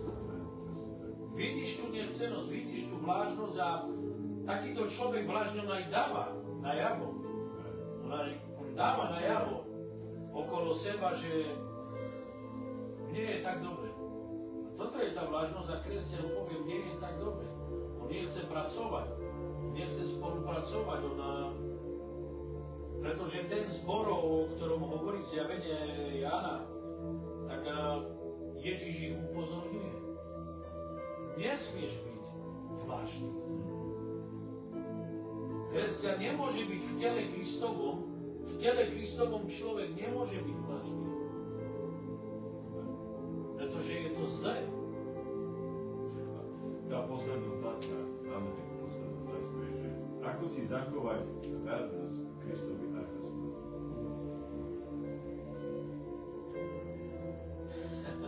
Čo by som sa spýtať, čo znamená byť verný v malých veciach? V malých veciach, potom pôjdeme k tej druhej otázke. Tak, ja poviem takto. Byť verný v malých veciach je toto. Ja som začínal službu a som bol pri dverách. Začal som službu od dverí, aby vedeli všetci ľudia. Tí, čo ma poznajú v Čatame, tak oni vedia, ako som začínal slúžiť pred 2014-15, už je to dosť, 11-12 rokov už skoro. Tak som len stal pri dverách a som podával ruku a som im hovoril ľuďom pokoj Boží, vítaj, brat môj. Bol som v tej službe verný. Maličká vec, malá služba, hoci služba nie je veľká ani malá, ale služba musí byť vykonaná.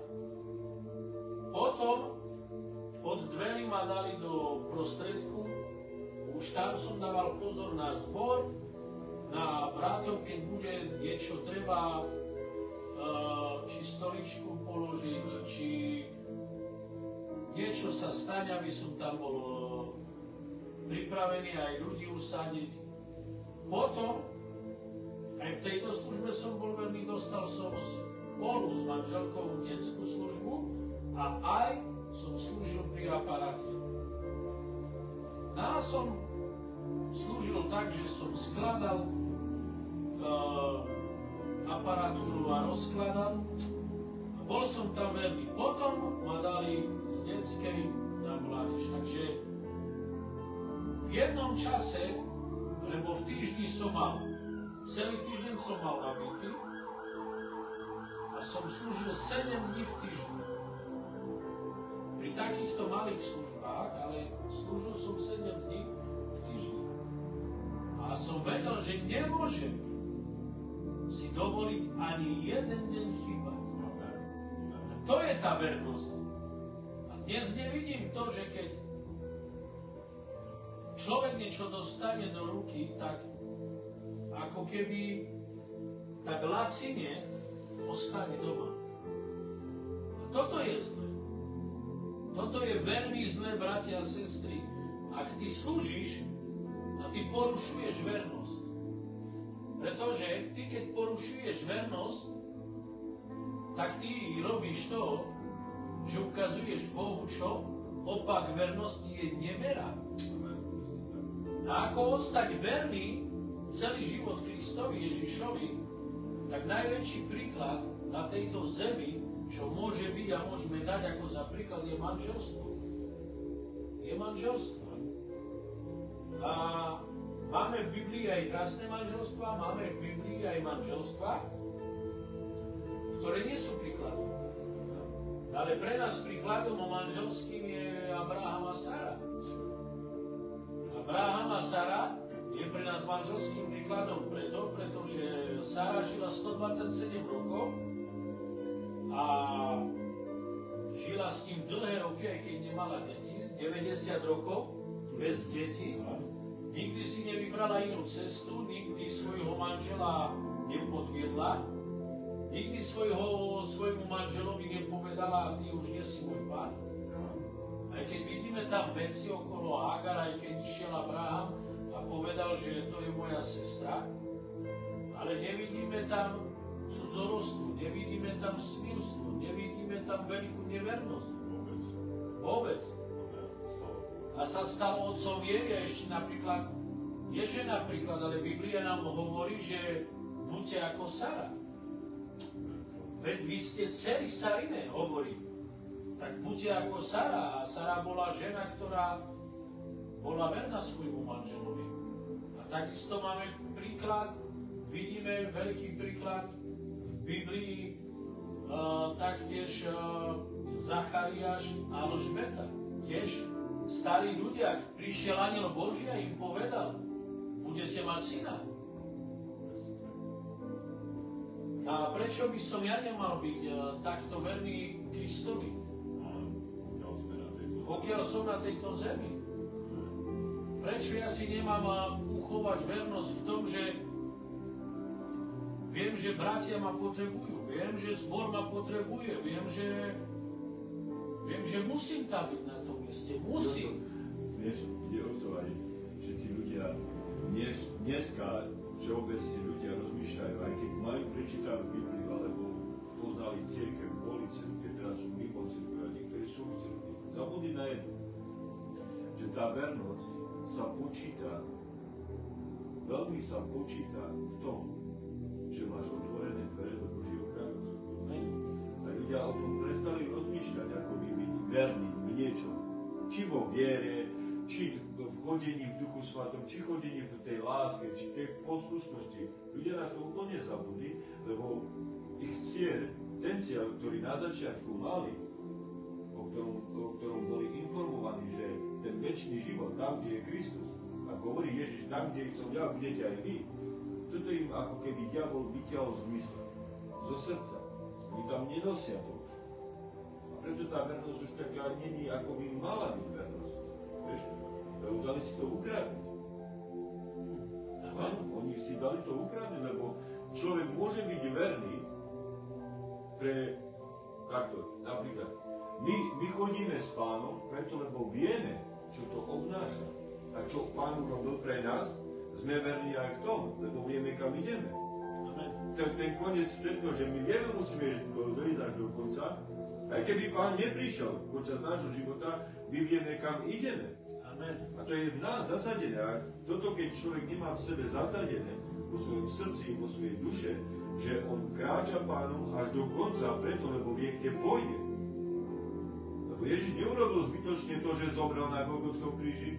Ježiš neurobil to, že zomrel a tretieho dňa stal z mŕtvych a odišiel a povedal mnohým, tam, kde som ja, budete vy, alebo ten, ktorý bol s ním na kríži, povedal, ešte nie so mnou budeš v raji. Tak Ježiš nedával informácie z druhej ruky, alebo len tak povedal zo svojich úst.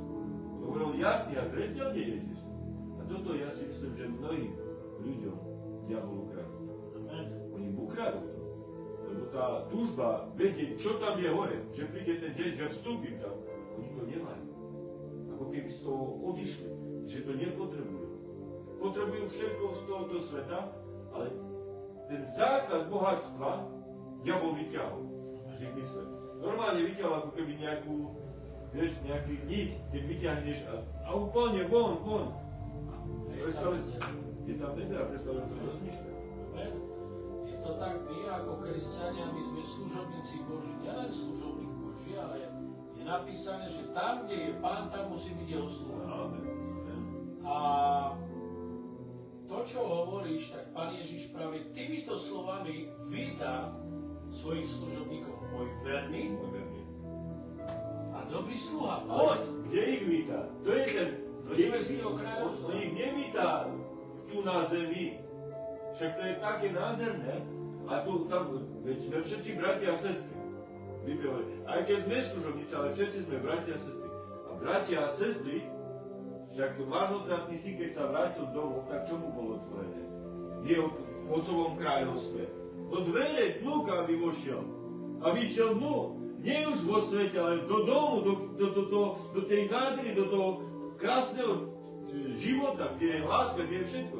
A toto Ježiš všetkým ponúka. Ale jak hovorím, diabol prišiel a ukradol dvere. Ale aj to, že si dali skrze tú myšlienku, dali dopustiť. A vidím tie slabosti a vidím, ako sa človek hneď zlomí. Príde problém a už ho nevidíš.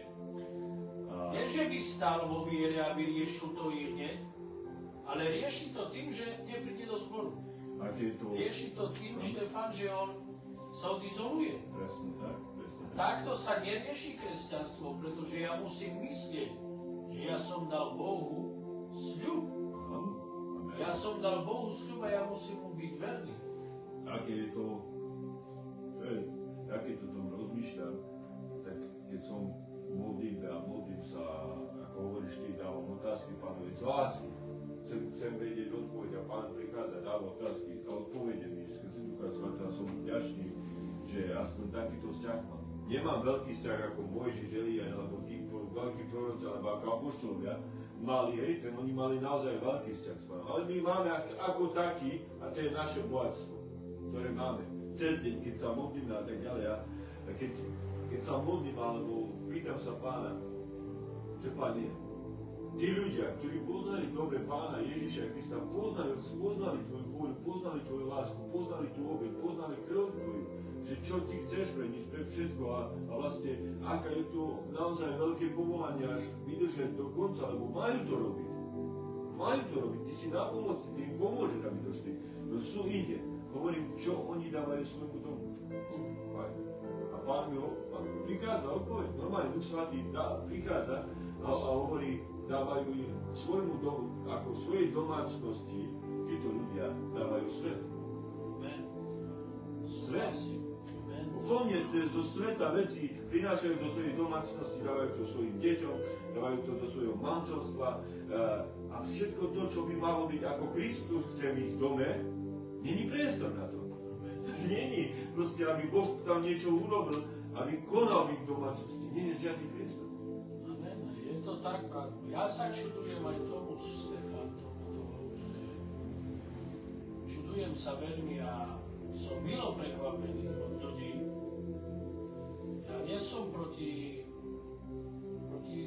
žiadnym takým veciam, ale toto sa čudujem, že muž, ktorý je zbožný, alebo si hovorí, alebo si myslí o sebe, že je Boží muž a že vie poradiť, povie príklad aj pastorom, nemá pozíciu žiadnu, ale tak prečítal Bibliu a si myslí, že toto je tak a tento subjekt má byť tak a keď vidí pastorov, chce im radiť, čo by mali robiť. A ty vidíš, že on dopustí, aby v jeho dome bola pijatika. To je veľmi zle. Bratia a sestry, niekto príde do cirkvi radiť, čo by malo byť v cirkvi, a svoj dom nevieš viesť, tak to je veľmi zlá vec. On normálne ti povie, ten pastor včera kázal takto a on by tento verš mal vysvetľovať takto. Lebo ten pastor mal ísť tam, toto urobiť. Ale to je cirkev Božia. A Boh je nad služobníkom, Boh je nad všetkými. Ale vidíš, že ten človek dopustí takúto vec. Čiže to je na tom také, že Biblia jasne hovorí, že hlavou cirkvi je Kristus. A služobníka Božieho vedie Kristus. Vedie Kristus. Oni hovoria, že cirkev by mala ísť nejak ináč. Ako práve v tejto chvíli je. Amen. Oni sa stavia proti hlave Kristovej. A toto, stále sme k tej téme, čo si povedal, tá posledná otázka. Takže, bratia a sestry, kresťania zbožní, mužovia Boží, on musí vedieť, aj jeho manželka, čo si môže dovoliť jeho manželka v dome, k nemu, ale čudujem sa Božím mužom, ktorí nevedia povedať. Nie, toto v mojom dome nebude. V láske, nie hnevom. Ja tiež nemám zapotreby, aby som sa ja hádal. Ja ani som nebol taká povaha, že by som ja viedol takú hádku 30 minútovú. Ja som nikdy nemal takúto povahu. Že by som sa tak hádal, ako keď sa hádajú Romovia v našich osádach, čo sme zažili. Ja sa ani neviem hádať. Ja keď som argumentoval, keď som nebol znovu zrodený, tak len ohľadom športu. Keď som videl, že niekto nerozumie, neviem. Ale že by ja som nadával a hádal sa nie. Ale toto je veľmi zle na tom. Na tom, že človek sa tak vzdiali, alebo že človek nerozmýšľa o tom, ako ukazuje svoj dom. Čo si aj povedal, že ona berie zo sveta veci a prináša do svojho domu. A Biblia nám hovorí Rimanom 12.2. Nepripodobňujte sa tomuto svetu. Kresťanský dom sa nemá prispôsobiť tomuto domu. Ja len poviem takýto príklad.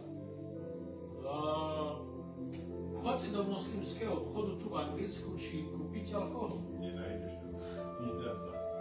Nenájdeš tam, oni majú takú vieru skrze tú svoju vieru, že nemá tam. A my vieme, že aj nás Biblia hovorí, dajte si pozor na prostopašnosť. Peter nás vyzýva, apoštol Pavol, že dávajte si pozor, áno, víno vysiluje srdce, dokonca aj srdce Boha. Ale dávajte si pozor, kde vás toho zoberie. Práve ľudia, ktorí poznajú slovo Božie, ak neberieš napomenutie z Biblie pre seba, pre svoju domácnosť, pre svoju rodinu, pre svoj život, nedokážeš dojsť až do konca. Nedokážeš, lebo tvoje svedectvo bude ukazovať samotné proti tebe, že si nebol vytrvalý, že si nebol stabilný, že si nebol ten, ktorý kráča tak, ako Pán ukazuje mimo, úplne mimo. A to je zle. Je to tak, Štefan, a ako som povedal, viem, kedy so mnou Boh rozpráva, viem, kedy ma Boh usvedčuje, viem, kde ma položil. Stále som pastorom nebol, stále som nebol služobníkom Božím, ale i hneď som pochopil, čo musím zachovať. I hneď som pochopil skrze Ducha Svätého, ako sa mám chovať, ako mám urobiť to, že ako mám viesť svoj dom, ako mám hovoriť svojmu synovi, svojej dcere.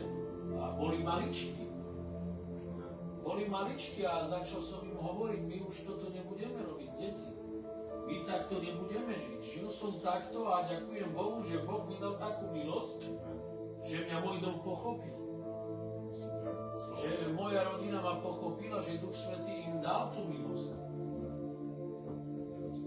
A toto je na tom a také cenné, vieš, brat môj, toto je cenné, že keď už sa stávaš vzorom pre ľudia a povedia, áno, toho muža som ja nevidel, aby bol takto. Tu nejde za jeden pohár páleného, Boh nepošle nikoho do pekla. Ani za jedno pivo, ja proti tomu nehovorím. Ale len si uvedomte, aký zlý tieň vrháš na celé kresťanstvo, keď to robíš stále. A ľudia o tom vedia. Je to zlý tieň. Je to pohoršenie a viete, prečo to aj hovorím? Hovorím to aj preto pre dobro, pretože pozrite sa, čo hovorí Biblia. Biblia hovorí, beda tomu, skrze koho prichádzajú pohoršenia. No a teraz ja ako služobník Boží, pastor, ak ja nepoviem, dávaj si pozor. Tak viete, ako ja vyzerám? Ja by som vyzeral ako nejaký slepý služobník, ničovník, pretože ja dopustím, že sa ti stane niečo veľmi hrozné. Lebo som ťa neodvrátil od toho. Biblia hovorí beda, my vieme, čo znamená beda v zjavení Jana. Keď aniel hrozí a hovorí, prvé beda pominulo a nastane druhé beda, pozor svet. A keď Ježiš upozorňuje týmto slovom, beda tomu, skrze ktorého prichádza pohoršenie, je to veľmi zle, preto si musí dávať pozor každý jeden kresťan. Sláva Bohu. Ďakujem Bohu za milosť. Ďakujem Bohu, že sme mohli byť na tomto videu. Sláva Bohu, ideme hodinu a pol. Takmer 2 hodiny, takže ďakujem Bohu. Sme rádi, bratia a sestry, že sledujete rozhovor, ktorý vedieme stále tu. Je to pre vás na budovanie. Viem, že niektorí z vás ste povzbudení, niektorí z vás už to poznáte, ste skúsení kresťania, ale je dobré zdieľať sa, hovoriť k vám a aby ste viac možno pochopili, čo ešte nechápete, ak niečo viete, tak niečo mám pripomenúť k tomu, že ako by to malo byť, vlastne ako máte kráčať dopredu. Čo je dôležité byť stále v Kristu, čo je dôležité byť stále v láske Kristovej, čo je dôležité nasledovať Ježiša Krista tak, ako Pán chce. Nie ako my chceme, nie to, čo my chceme, ako by sme my mali vidieť na vás, čo by ste mali robiť, ale to, čo Pán chce od vás. To prinášame ľuďom, to chceme, aby ľudia si uvedomili viac, že nie je inej cesty, že ľudia majú byť naozaj zakorenení v Duchu Svatom, v spoločenstve, a proste ísť tou cestou, ktorá vedie do večného života. Takže nech vás Boh mocne žehná v mene Pána Ježiša Krista. Nech máte ešte pokojný večer. Ďakujem Bohu za vás, že ste boli s nami a pomodlíme sa a poďakujeme Bohu za tento nádherný čas. Budeme sa modliť za brata Tibora. Amen, amen. Aleluja, drahý môj Otče nebeský, ďakujem Ti za tento čas. Ďakujem Ti za tú milosť, že môžeme sedieť, Pane Bože, a rozprávať o Tvojej milosti, o Tvojej dobrote, o Tvojej pravde, Ježiš. Ďakujem Ti za to, aký si veľký, aký si dobrý a že stále hojný, Pane Bože, Tvoja milosť, Tvoj Duch Svätý stále robí svoju prácu. Ďakujem Ti za to. Ďakujem, že boli bratia a sestry požehnaní, aj tí, ktorí ešte nie sú znovu zrodení. Dotkni sa ich, Pane Bože. Ja ďakujem Ti za to a modlím sa za nášho brata Tibora, ktorý je v nemocnici, ktorý je v kome. Prosím ťa o požehnanie, Pane. Prosím ťa o veľký zázrak, Pane Bože. Prosím ťa o to, Pane Bože, aby sme ho zase videli. Pane, moja viera mi hovorí, Pane Bože, a verím, Pane Bože, že Ty máš tú moc, Pane, aby si urobil veľký zázrak. Pane, lekári nemajú posledné slovo. Ty máš, Pane, posledné slovo. Ty, Pane Ježišu Kriste, máš posledné slovo. Prosím ťa, Pane, v tej nádhernej milosti, ktorú máš, uzdrav tohto muža, Pane. Uzdrav tohto muža, Pane Bože. Nech je, Pane Bože, oslavené Tvoje meno. A každého, Pane Bože, kto takto je, Pane Bože, v tej nemocnici, nech je uzdravený.